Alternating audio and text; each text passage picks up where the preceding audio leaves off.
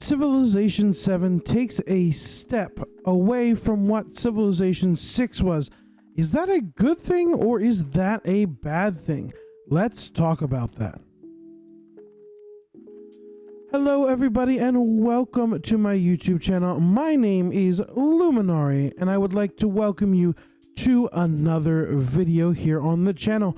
Today we are going to be giving about 15-20 hour review of Civilization VII. I was able to get early access because I pre-ordered the deluxe edition, so I got the game a few days early so I can share these thoughts with you. If you like this sort of content, please make sure you subscribe down below and drop a like on the video because it means the world to me and it'll help get this video out to everyone else who likes Civilization VII. I do gaming content on this channel almost every week. Last week I was sick, so I didn't get to do it. But almost every week I will make sure that I have video game content here on the channel. So without further ado, let's jump in to Civilization VII review. So a little bit about my Civ background. I have been playing Civilization since Civ V. I never got to play Civ 4. I know a lot of people consider Civ 4 one of the best games of all time, or one of the best Civ games of all time at the very least.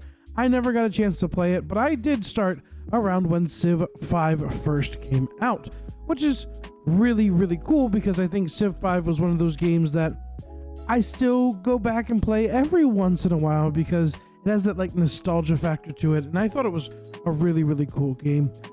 I played Civ 5, I have over 200 hours in Civ 5, and then when Civilization 6 came out, I was super duper excited to play it. I even ended up bricking one of my parents' PCs when Civ 6 came out because of how powerful it was, and I just really enjoyed playing Civilization 6. I have over 300 hours in Civ 6, and I just really do enjoy playing these Civilization games. It kind of scratches an itch for me. So I've been playing Civilization for a few years at this point, and I really did enjoy both of those other games. They did have their shortfalls and they did have their successions, but I really think Civ 7 takes a step in a different direction from both of those games, both good and bad. So let's talk about it. First, let's talk about the new leaders and the new civilizations in the game, because obviously that's one of the things that change all the time. I think they did a really cool thing in this game where leaders have their own abilities. The leaders themselves have an ability that doesn't change throughout the eras. They're just kind of there, and it feels like a Civ games like from the past a little bit. But at the same time, they do something completely different. It feels different. You can also upgrade your leader with these little perks that you get from playing that leader. It's almost like a leveling system. The more you play that leader, the more traits you get to unlock for that character, which I think is a interesting way to go about it. If you really enjoy playing a Civ, I guess it'll really help you if you play online, because you'll have all the way up to level 10 and you'll get these cool traits and everything. But that's one of the things that I'm not quite sure about if I really do like. I have to play more to understand it. But overall, I think that that's a really neat concept, and I'm glad that they're trying something new with the leader system. Also, let me talk a little bit about how the civilization system works. The game is broken into ages or eras. I'm not quite sure what I'm going to call it. I think it's called the age system or the era. Not quite sure. But one of those things is that as you hit these benchmarks, the eras change over. And we're going to talk a little bit about that later in the video. But I really think that each civilization in these eras has a unique unit, has a unique building, and can help or hurt the direction that you are going with your civilization. So for example, let's say I started off as Rome, and Rome is really good with culture and everything like that. And let's say I chose Augustus as my leader. Augustus is really good with culture and a little bit of war and stuff like that. And I really enjoyed playing Augustus as Rome, but when the era changes, I can't play as Rome anymore. I have to choose a different civilization with a different, like, unique unit and stuff like that, which is really, really cool. But at the same time, if you are really succeeding in that antiquity era, the first era in the game, you might struggle in that next era, the exploration era, because the civilization didn't match what you were doing, or you just didn't get what you needed from that next civilization, which I think is really, really cool, because it has like this push and pull almost between the different leaders and the different civilizations, and it really never feels like you are fully in the lead in this game, which I really enjoy. Some people might not like, but I really enjoy. Now, I'm going to kind of lump these two together. I had these separated before, but I think I'm going to lump them together here. The new town system, as well as the urban and rural tiles for building your cities.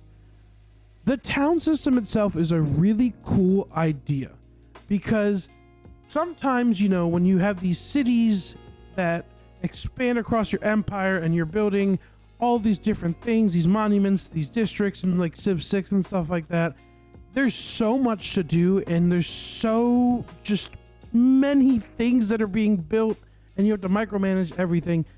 The town system kind of deals with that in a very unique way. When you build a town, you can't have productions in those towns. So I can't build a town and have it start producing a monument, or I can't have it producing a granary, or stuff like that. It just doesn't work. I have to buy that with gold in order to make sure that that is getting built on one of those tiles. And when I build a monument or I build a granary on those tiles, that becomes an urban tile and it becomes a development tile, which means I now have two spots to put buildings in that tile. It gets rid of some of the yields from that tile as well, but if I was to put a grocer in that spot in the modern age, it gives me like 16 food versus the 3 food it would have provided me if I just left that tile by itself. So there's definitely a lot of thinking that goes involved, especially early game where you're placing your districts. But in late game, you kind of just want to build everything really urban, because it will give you more yields and more like production and stuff like that towards the goals that you want. Building a town also has its downsides. As I said, you can't really produce anything in those towns. They just kind of sit there, and you can make it have a like trait or something like that that really changes the way that the town works. You can put it towards production, you can put it towards fishing boats, you can put it towards whatever you want. But as I said, it really doesn't give you much besides it being a town and having more tiles and more food and everything like that. But you can spend a certain amount of gold in order to upgrade that town to a city. And if that town becomes a city, it literally becomes like your capital, where you can micromanage everything, you can build things, you can buy stuff with gold, you can do everything with it, which I think is really, really cool. Because, you know, sometimes you have these towns that really aren't like food efficient, that you really don't want to make cities because it's going to create unhappiness in your cities. So you leave them as these small little fishing towns. You put them on like these one island tile, you know, and you build it out, and you slowly get, you know, these dyes that you wouldn't have gotten before, or the clams or the whales that you wouldn't have gotten unless you settled on this big fishing tile, which I think is a really unique way to kind of have you expand in later games, where you can put it on like a small little island or an archipelago or something like that, which I think is really, really cool. When you produce the tiles like you did in Civ VI, when the builders would go and they would build a farm, or they would build a mine or something like that, and those tiles aren't urban centers where you put buildings, they become rural tiles. And rural tiles once again, are very similar to the old way that Civ used to do it, where they have a certain amount of yield and you can put specific stuff on those yields in order to make sure that you get whatever's on that tile. And it's really important early game to have some rural tiles and some urban tiles. But as I said, the later ages go, the more urban tiles you're going to want. Your empire is going to look very, very urban compared to the rural tiles that you had at the very beginning of the Antiquity Age and even in the Exploration Age as well. So overall, I think that the new town system and the way that you handle cities in this game is an overall upgrade, but it takes a little bit of getting used to if you haven't played the game before. It took me about maybe 5-6 hours to really get used to it, so just be prepared for that learning curve when it comes to this. Next, one of the big changes is the independent people and the way that city-states work. We don't have barbarians in the game anymore, and they were replaced with these independent people. And these independent people, where there used to be encampments, they are now just the centers for city-states. And you get diplomatic power. 10, I think, is the base. Every turn, you get 10 diplomatic power. And then you can spend that diplomatic power if you meet civilizations to trade with things or do certain things, or you can use it to befriend city-states. And when you befriend city-states, you become the suzerain of those city-states, and they give you specific yields towards things. Each city-state has its own yield. Some of them give culture, some of them give science, some of them give gold, some of them give just combat power is the best way I can say it. They build a lot of military units, and it's up to you, depending if you want to befriend them or if you want to eradicate them. That's up to you as the civilization itself. And there's benefits to doing both. If you befriend them, you get an extra bonus towards things, and eventually you can have them join your empire and they become a full city of yours without even having to worry about taking them over, going to war with them. If you have enough influence, they will just join your civilization as a whole, which I think is really, really cool. But sometimes those city-states aren't as friendly as you might want them to be, and they will be very hostile and aggressive towards you, and you kind of have to use your warriors, your swordsmen, your archers to kind of deal with those pesky little city-states as well.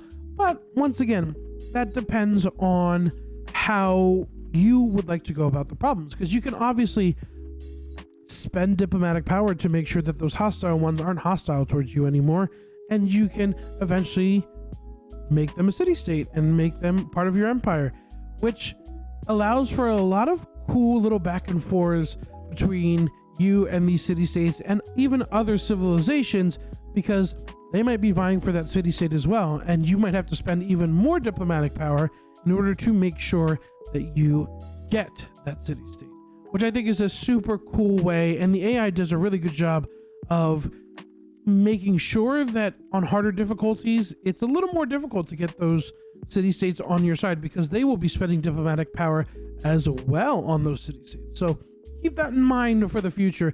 But I really like the different changes that they made from the barbarian system to these new independent peoples, which have kind of a mind of their own and their own motivations to do things, which I think is a really cool system that they added in place. Finally, the last point I'm going to make here is about the age and the eras. We talked about this a little bit in the first point when I talked about new leaders and new civilizations, but the way that the era system works, it literally, to me, feels like you're starting a new game every time you change eras, because everything kind of goes back to zero. You have your cities, you still have your yields and everything like that, but all the momentum you had, if you're in the middle of a war, the war kind of, it just stops. And, you know, all these other things that were going on just kind of stop. And then you get access to the exploration age, which now your units can now travel on deep water and you can go to other continents, which is a really cool system. And I think that this is just a really cool idea because if you're falling behind in the Antiquity Age and you feel like there's no way you're going to catch up, in old Civ games, you would have to try and, you know, take over people or do other things. But in this game, it really feels like you can wait for the era to change, and then you'll finally get your chance to become the new leader of the game, because maybe your Civ works better in the Exploration Age, or maybe your Civ works better in the Modern Age compared to where it was before.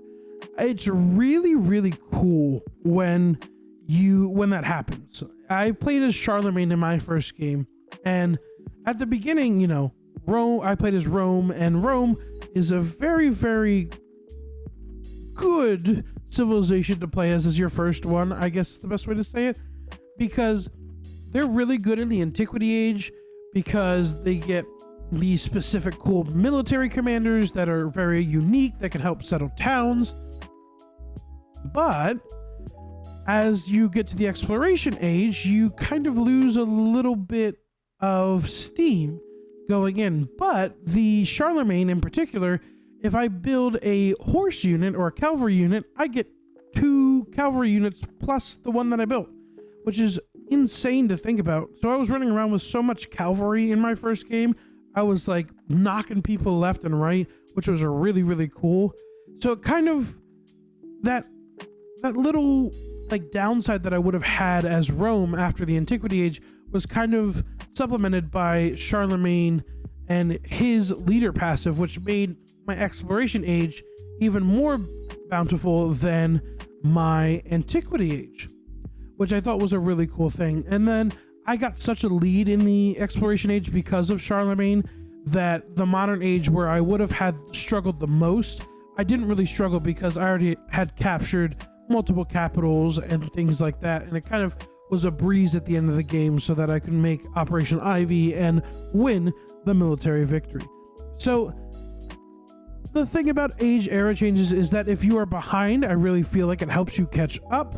But if you're ahead and you have a lot of momentum going forward, sometimes it can stop that momentum, and it like kind of brings everything to a halt, and you kind of have to start back over kind of from step one in that new era, which, you know, can be frustrating for some people, but I really think that overall it's a benefit to the game as a whole.